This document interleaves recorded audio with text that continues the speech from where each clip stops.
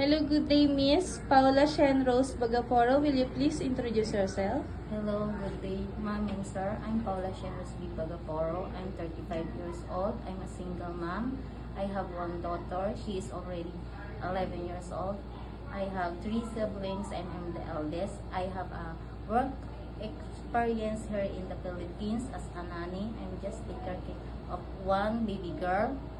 My duties are take care of them, feed them, hair, sometimes keep watching when they are playing, and also I do household chore, cleaning, marketing. That's it. Okay, what will you do if the 1-year-old baby girl don't want to stop crying? I do sing a song Okay, can you sing a simple songs for her? like Twinkle Twinkle Little Star, how are you? Okay, thank you.